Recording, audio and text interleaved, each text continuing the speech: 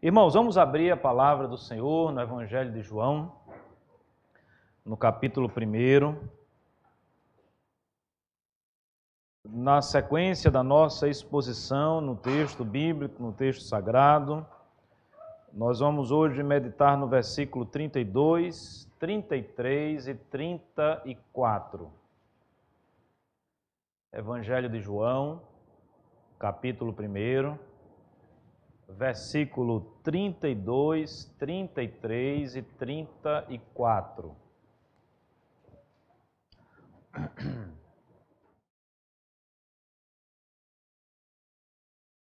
Diz assim, irmãos, a palavra do Senhor. E João testemunhou dizendo: Vi o Espírito descer do céu como pomba e pousar sobre ele.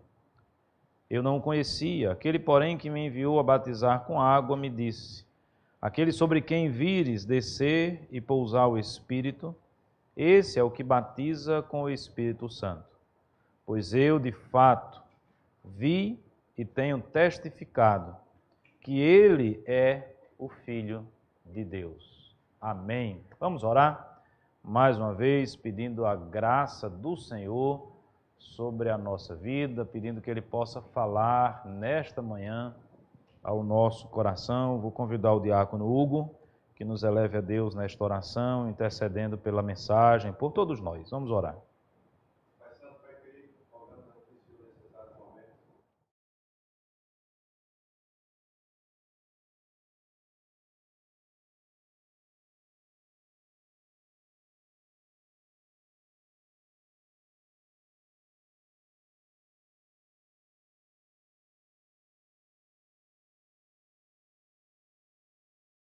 Amém, amém. Meus amados irmãos, resgatando de forma muito breve algo que nós já comentamos a respeito do Evangelho de João, diferente dos sinóticos na sua abordagem, na perspectiva que apresenta, esse Evangelho ele estabelece um propósito muito claro de mostrar que Jesus Cristo é de fato o Filho de Deus, é o Verbo que se fez carne, é o Deus que tabernaculou entre o seu povo, entre nós. E na realidade todo o Evangelho vai descrevendo a história do Senhor Jesus, vai narrando fatos a respeito do Senhor Jesus, mas vai estabelecendo de uma forma muito contundente também algumas diretrizes teológicas, e assim nós nos expressamos hoje, teológicas, né? A respeito de Cristo como a segunda pessoa da Trindade, a respeito de Cristo como sendo o próprio Deus. Aqui nós estamos, vamos dizer assim, no finalzinho daquele testemunho que traz iluminação ao mundo, né? A partir da fala de João Batista. João Batista deixa muito claro qual era a sua função, qual era o seu objetivo. Os irmãos lembram que, voltando aí alguns versículos para trás, nós encontramos o episódio em que ele é inquirido por uma comitiva de pessoas representantes de alguns religiosos judeus daquela época. Quem és tu? Tu és o Cristo? Tu és Elias, né? Fazendo-lhe alguns questionamentos, algumas perguntas. Haja vista que João já começava, vamos dizer assim, a se tornar alguém conhecido.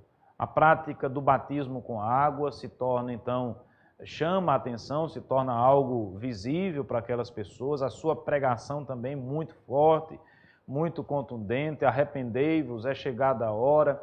Nós precisamos sempre lembrar que Israel, nesse período, respirava aquela expectativa da chegada do Messias.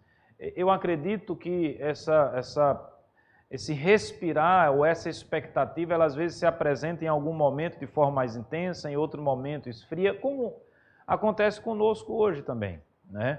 Os irmãos sabem, quem viveu aí na igreja na década de 70, na década de 80, sabe que naquela época nós cantávamos mais a respeito da vinda de Cristo, né? As composições, as pregações, as composições musicais, as pregações, né?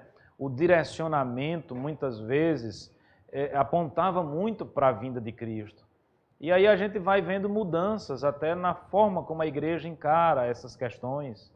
Hoje em dia se tornou cada vez mais raro uma música que fale a respeito da vinda de Cristo, né? Eu confesso aos irmãos a minha ignorância de alguém que não está 100% antenado aí no mundo musical, principalmente nas novas composições, né? Mas me parece que não tem surgido muitas composições como aquela, né? Que diz assim: Pai, eu queria tanto ver, né? O Senhor descer, vindo me encontrar. Eu acho que esse sentimento que existia há tempos atrás, me parece que se esfriou, né? Hoje o mundo humanista, o mundo onde o homem é o centro de todas as coisas, faz com que tudo gire em torno do ser humano, né? O homem passou a ser o centro.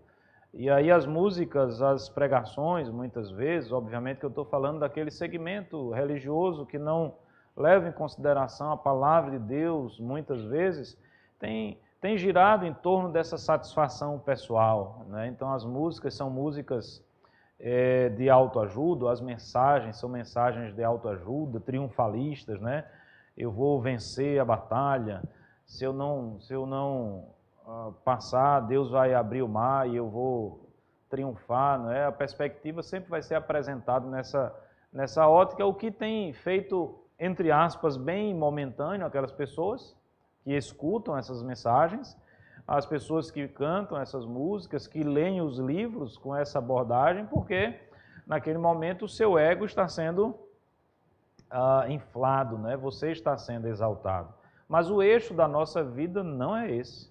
O eixo da nossa vida é a glória e sempre será a glória a Deus, né? Hoje nós vivemos uma expectativa baixa, é a impressão que eu tenho a respeito da vinda de Cristo.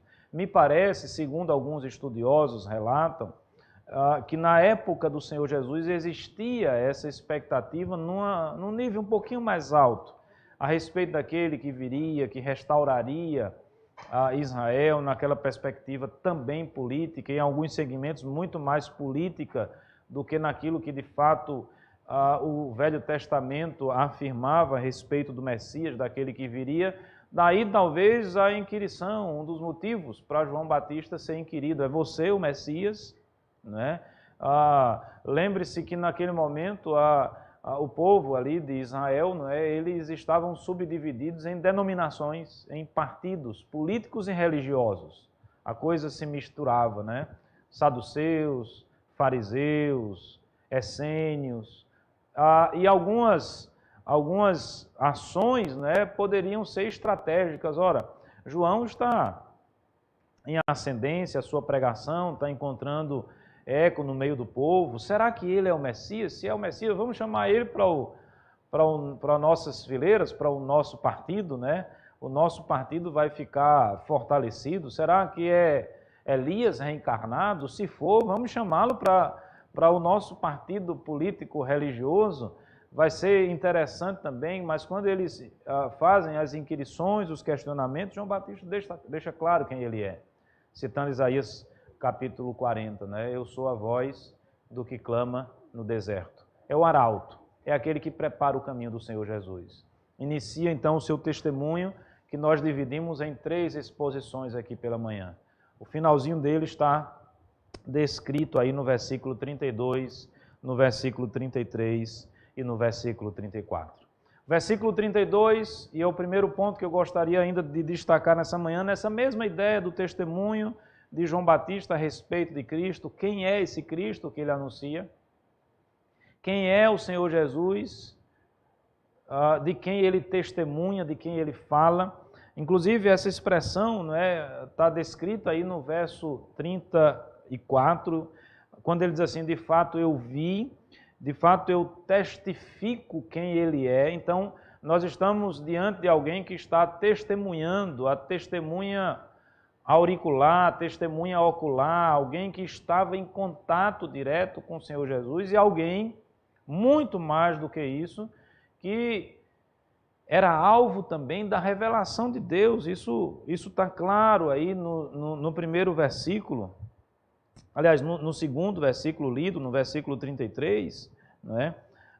Quando ele diz, aquele sobre quem vires descer e pousar o Espírito, esse é o que batiza com o Espírito Santo, dando a ideia de que Deus havia falado com João Batista que quando ele visse esse sinal, ele teria a certeza de que ele estava diante do Messias. Qual é o sinal? Essa descida em forma de pomba do Espírito Santo de Deus.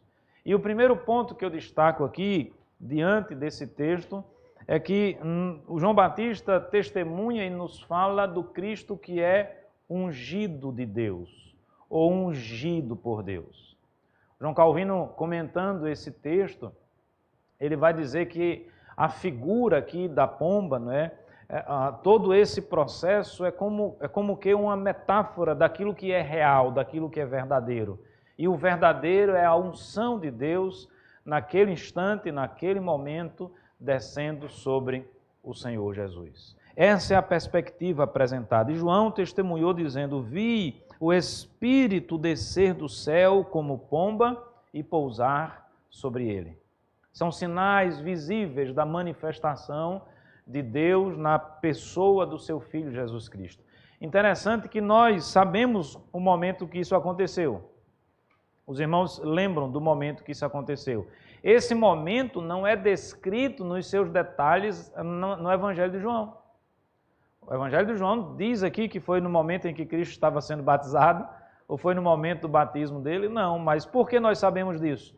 Porque os outros 3 evangelhos, os evangelhos sinóticos, já falavam a respeito disso. Isso reforça, inclusive, aquela ideia de que quando esse evangelho é escrito, há uma grande probabilidade de que a comunidade evangélica daquela época já tivesse conhecimento dos outros 3. Daí não ser necessário aprofundar-se no detalhe, na descrição do episódio em si.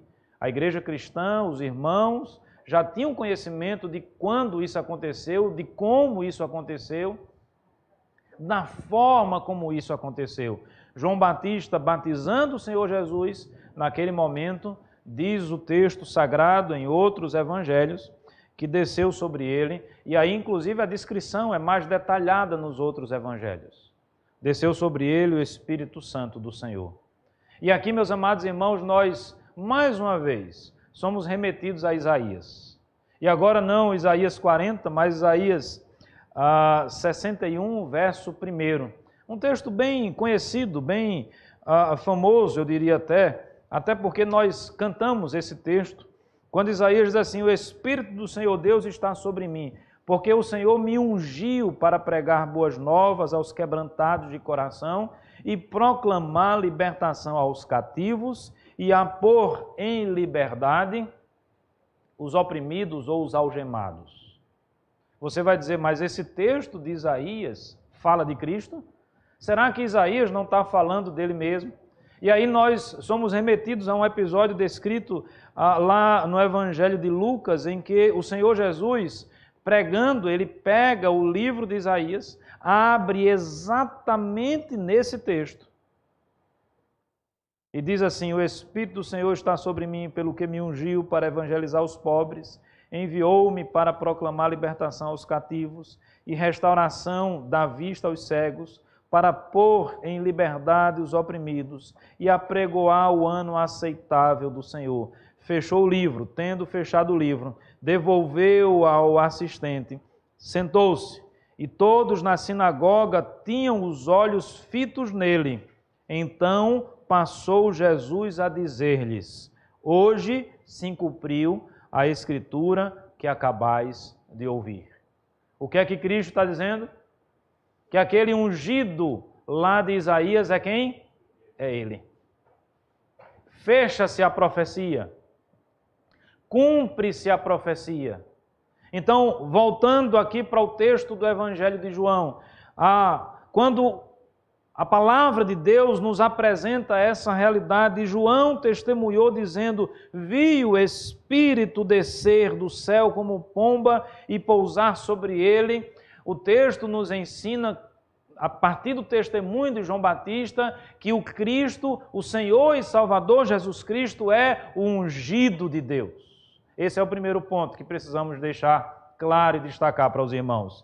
E essa unção, meus amados irmãos, ela tem um significado. Essa unção mostra que, primeiro, o Senhor Jesus tinha uma missão específica, muito bem delimitada, muito bem estabelecida pelo Senhor, da mesma forma que João Batista tinha uma missão também específica, da mesma forma que todos nós temos na nossa vida aquele propósito específico estabelecido por Deus. Obviamente que existe aquele propósito geral, aquele propósito macro, porque nós existimos, porque nós somos criados para a glória de Deus. Essa é a afirmação genérica, essa é a afirmação que atinge e perpassa toda a nossa vida, e não estou a diminuindo em hipótese nenhuma. Mas na nossa vida e na nossa caminhada cristã, nós também recebemos do nosso Deus dons e talentos para que possamos exercitar e exercer funções específicas, atividades específicas, para a glória do seu nome, para a edificação da igreja, para a nossa própria edificação. O Senhor Jesus, como ungido de Deus, ele tinha um propósito estabelecido. E qual é o propósito? O propósito é ser o Messias, o propósito é ser o Salvador do mundo, o propósito é ser aquele que vai entregar a sua vida ali na cruz do Calvário, para que todo aquele que nele crê não pereça, mas tenha a vida eterna. Mas o fato de ser ungido, além de colocar sobre Cristo, e eu disse em primeiro lugar, uma missão específica, nós somos apresentados a uma outra realidade, a realidade de que ele tinha competência para exercer e para executar a missão que Deus havia colocado diante dele. Meus amados irmãos, a unção é um ato litúrgico, é um ato simbólico, realizado lá no Velho Testamento, que representa, que mostra o poder de Deus agindo naquela pessoa, o direcionamento de Deus agindo naquela pessoa. Os irmãos lembram de Saul? Não só Saul, os reis de Israel de um modo geral, ou os sacerdotes de um modo geral também. Mas me permita falar de Saul, dentro do ritual de consagração, por exemplo, dos reis, estava presente a unção. Dentro do ritual de consagração dos sacerdotes estava presente a unção, como estava presente o batismo também. Eles tomavam banho, eram lavados, havia todo um ritual que mostrava, que apontava e que tinha significados. O Senhor Jesus, inclusive, passa já pelo batismo, naquele mesmo momento em que é batizado, numa perspectiva litúrgica também, que traz esse significado de alguém que está sendo separado para aquela função, ele também é ungido. E a unção, meus amados irmãos, está intimamente ligada à capacitação de Deus na nossa vida. Eu disse que nós íamos pensar em Saul. Saul foi o primeiro rei de Israel. E eu pergunto, ele foi um bom rei? Ele não foi um bom rei. Em algum momento da história de Saul, ele se perdeu. Em algum momento da história de Saul, ele fez o que era mal perante os olhos do Senhor. E a palavra de Deus diz que o Senhor disse que haveria de tirar dele o seu espírito. É como se Deus estivesse dizendo: Saul, você não é mais ungido. Você não tem mais autoridade. Você não tem mais o meu direcionamento. Você não tem mais ao Deus Todo-Poderoso, o Senhor dos Exércitos, como aquele que vai guiar os seus passos como rei de Israel. Esse, inclusive, é, de fato, o momento em que se inicia o fim completo do reinado de Saul. Porque, meus amados irmãos, nós não temos como lograr êxito na nossa vida sem a direção de Deus. E a unção representa isso. O Deus que dirige, o Deus que direciona, o Deus que dá sabedoria. Veja, o texto diz que desce sobre o Senhor Jesus o Espírito Santo de Deus em forma de pomba. Ali nós estamos vendo a unção sobre o Filho de Deus, não é? Um momento singular, um momento especial e que mostra, de fato, que o Senhor Jesus é o Messias. É um sinal externo, é um sinal claro. E ele, como Messias e como ungido de Deus, tem uma tarefa específica. E como alguém que tem uma tarefa específica, ungido por Deus, ele tem competência para executar a sua tarefa. Porque ungido por Deus ele é. Porque capacitado por Deus ele é. Que coisa maravilhosa e bendita sermos apresentados a esta verdade. Porque nós precisamos de um Salvador. Nós precisamos de alguém que seja eficiente, que seja eficaz no ato de nos salvar. E Cristo assim o foi. Lógico, nós estamos sendo apresentados a essa realidade aqui no início, ou quase no início da história. Nós conhecemos toda a história. Nós conhecemos os próximos passos do Senhor Jesus. Nós conhecemos o seu ministério. Nós sabemos que Cristo morreu na cruz do Calvário. Nós sabemos que aquela morte na cruz não foi algo simples, não foi algo em que não existia ali presente dor, sofrimento. Não, o Senhor Jesus sofreu como verdadeiro homem, ele padeceu sob o poder de Pôncio Pilatos, sob o poder do Estado, sob o poder da autoridade romana. Ali ele foi vilipendiado, ali ele foi humilhado, ali o Senhor Jesus, sobre ele agora recai as mazelas desse mundo. E lembremos das suas palavras finais, que denotam, algumas delas, inclusive, todo esse sofrimento. Pai, se possível for, passa de mim esse cálice, o cálice que representa a ira de Deus. Mas por que o Senhor Jesus aguentou tudo aquilo? Porque ele foi ungido por Deus para aguentar tudo aquilo. Porque ele foi capacitado para aguentar tudo aquilo. E ele morreu.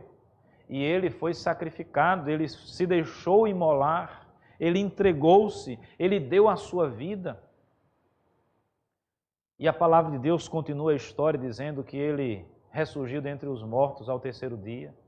E a palavra continua nos ensinando que depois de ressuscitar, passa alguns dias aqui na terra e é assunto aos céus. Porque tudo isso é possível, porque tudo isso aconteceu, porque ele é ungido de Deus, ele foi capacitado para isso. E a sua ação tem eficiência e eficácia garantida. E quem garante é o soberano, é quem pode garantir. É aquele que pode todas as coisas. É aquele que a tudo criou e não foi criado por ninguém. É o Senhor dos exércitos e é o Deus da nossa salvação. E louvado seja o nome do Senhor por isso. Nós estamos diante, meus amados irmãos, do ungido do Senhor. Mas um outro ponto, avançando um pouquinho mais, no verso 33, ele diz assim: eu não o conhecia. Essa é uma expressão polêmica. Me permita aqui, pedindo as devidas escusas aos irmãos, nós não vamos poder aprofundar nessa expressão. Eu entendo que talvez aqui, apenas uma pincelada breve, rápida, não é que ele diga que não conhecia a respeito de quem é Jesus, porque ele lá atrás já mostra que conhecia, mas talvez esse não conhecer aqui se refere a esse sinal externo que naquele momento foi dado, o Espírito Santo em forma de pomba descendo sobre ele, mostrando que de fato, e agora de forma inequívoca, não há o que se discutir, não há como impetrar um recurso a respeito desta verdade, não tem como se judicializar a situação. De forma inequívoca, o sinal está posto e esse é o ungido. Este é o Messias. É como se João estivesse dizendo: agora eu sei, agora eu conheço, agora eu tenho certeza, agora eu tenho convicção que ele é o Messias. E aí ele diz assim: aquele que me enviou... Aquele, porém, que me enviou a batizar com água, me disse. Quem é que enviou João a batizar com água? Quem é que disse a João? O próprio Deus. Veja, nós estamos diante de um profeta, de alguém que recebe a revelação direta de Deus. O que ele disse? Aquele sobre quem vires descer e pousar o Espírito. Olha o sinal. Esse sinal já estava predito. João já tinha recebido essa profecia. Aquele sobre quem vires descer e pousar o Espírito, esse é o que batiza com o Espírito Santo. Ou no Espírito Santo, ou em o Espírito Santo. São traduções possíveis. Segundo ponto a ser destacado. Primeiro é que Cristo é o ungido de Deus. O segundo, Cristo é aquele que batiza com o Espírito Santo. De forma muito clara está aqui, inclusive a distinção para nós entre os dois batismos. O batismo com água, o batismo de João, que não deve ser desmerecido, que é uma ordenança de Deus, direta para o seu povo. O batismo de João é algo extremamente importante, se não fosse o Senhor Jesus não tinha passado por ele. Mostra e é um sinal externo de que nós fazemos parte da família da aliança. Esse é um dado extremamente importante para todos nós. Inclusive, nós não vamos entrar também, aprofundar esse ponto, mas nos ajuda a compreender as razões pelas quais nós, da Igreja Presbiteriana do Brasil, batizamos as nossas crianças. Nós defendemos a teologia do pacto, nós defendemos que o pacto que Deus fez atinge, abrange a nossa família. Lembre-se do pacto de Abraão. Lembre-se da renovação desse pacto que vai sendo realizada ao longo da história. Quem é o povo de Deus? O povo de Deus é a família da aliança. Quem somos nós? Nós somos descendentes de Abraão. Nós somos a família da aliança. Obviamente que essa descendência não é chamada pelo sangue, mas é chamada pela fé. E como descendentes de Abraão pela fé, como membros da família da aliança, toda a nossa família é abençoada por Deus nesse aspecto e nesse sentido. É por isso que em 1 Coríntios, capítulo 7, o apóstolo Paulo, falando daquela situação em que numa casa existe um cônjuge que é crente e o outro não é crente, ele diz, mesmo existindo essa realidade, o filho desse casal é santo. É separado, faz parte da família da aliança, porque pelo menos um dos seus responsáveis, vamos dizer assim, já foi lavado e remido pelo sangue do Cordeiro, confessa a Cristo como Senhor e Salvador da sua vida. Quando nós assim fazemos, nós estamos inseridos na igreja visível. O batismo de João é o símbolo que nos faz participantes da igreja de Cristo. É esse símbolo externo importantíssimo para nós, um sacramento em que mostra que nós fazemos parte da família da aliança. Pelo menos externamente. Eu digo pelo menos externamente porque, e aí nós somos apresentados ao Cristo que batiza com o Espírito Santo e vamos tentar estabelecer aqui de forma muito breve a diferença entre esses dois batismos. Meus amados irmãos, quando nós somos apresentados à perspectiva do batismo com o Espírito Santo, nós estamos falando da obra da salvação. Nós estamos falando da ordem da salvação. Nós estamos falando do novo nascimento, da regeneração. Nós estamos falando daquele momento em que passamos a ser habitação do Espírito Santo de Deus. O Espírito Santo de Deus passa a habitar no nosso coração como igreja, como membros do corpo de Cristo. Uma coisa que sempre me chamou a atenção na palavra de Deus, pode ser até que eu encontre, até hoje eu não achei, até hoje eu não encontrei. Todos os versículos, todos os textos bíblicos que falam a respeito do ser humano, nós, igreja, como sendo habitados pelo Espírito Santo de Deus, usa a expressão no plural. O Espírito Santo de Deus habita em nós. O Espírito Santo de Deus habita em vós. O único momento que eu me lembro agora, fazendo aqui vasculhando aqui o HD, né, que fala de forma individual, é justamente aquela que eu falei de Saul, quando Deus disse que vai tirar o espírito dele. Mas aí a perspectiva ali é de unção, aquilo que nós já tratamos, não de batismo com o Espírito, não de salvação, não de regeneração. E nós então, conquanto entendamos que a salvação, ela passa pela perspectiva individual, ela se nos apresenta de forma coletiva, no sentido de que somos salvos enquanto membros do corpo de Cristo, enquanto participantes desse corpo de Cristo. O Espírito Santo desce sobre a igreja, o Espírito Santo habita na igreja, o Espírito Santo é derramado sobre a igreja. O Espírito Santo, como um batizar, como um lavar regenerador, é aplicado na igreja e, consequentemente, a cada um de nós. no nosso coração, na nossa vida. O Espírito Santo passa agora a habitar no nosso coração. Quem aplica essa obra, quem batiza desta forma, é Cristo Jesus. Ele é o ungido de Deus, ele é aquele que batiza com o Espírito Santo. Que coisa maravilhosa, meus amados irmãos. É algo que nos falta, a mim pelo menos falta encontrar a palavra certa para descrever a maravilhosa graça envolvida em tudo isso. Deus Pai, Deus Filho e Deus Espírito Santo envolvido na nossa salvação, produzindo a nossa salvação, transformando o nosso coração. Nós, homens, seres humanos, rebeldes, desobedientes, que recebemos tantas benesses das mãos de Deus, mas que insistimos em nos rebelar contra o nosso Deus. Mesmo assim, o amor de Deus é tão imenso, é tão profundo, que toda a Trindade se envolve na nossa restauração, na nossa salvação. Não há privilégio que se compare a esse. A voz já está falhando, desde ontem que a garganta, a gente está fazendo umas reformas lá e a poeira afetou um pouquinho, a garganta está meio ruim, então me permita avançar aqui, ainda tem a aula.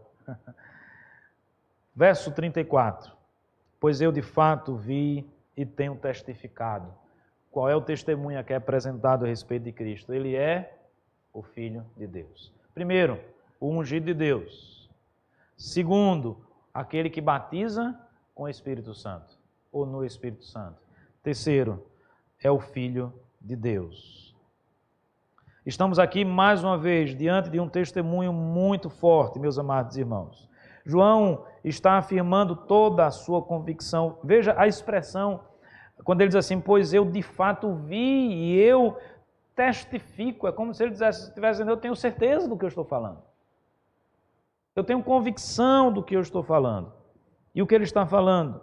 Ele está falando que o Cristo, esse de quem eles, nesse momento, falam, diante de quem eles estão, nos versículos posteriores, a gente vai ver, inclusive, o Senhor Jesus já sendo apresentado de uma forma mais direta a outros discípulos, começando, inclusive, a convocar os seus apóstolos, e de forma já sobrenatural, agindo sobre a vida deles também, mostrando claramente que eles não estão diante de uma pessoa qualquer. Eu insisto muito nisso, porque, infelizmente, as ideologias da nossa época, do nosso tempo, são ideologias que têm uma carga humanista muito forte, que tem uma carga, e quando eu digo humanismo, eu estou falando tudo aquilo que enfatiza o homem de uma forma além do que talvez deveria. E não vai ser difícil encontrarmos pessoas que vão aplicar a Cristo apenas a perspectiva humana, renovando heresias dos séculos primeiros.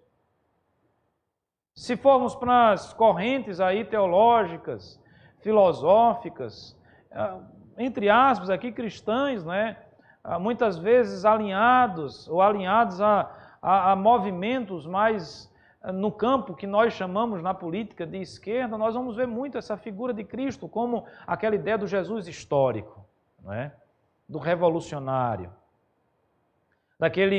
Eu lembro de ter ouvido muito um professor meu, que hoje, inclusive, partiu para esse campo, se distanciando cada vez mais das Escrituras Sagradas e da revelação de Deus.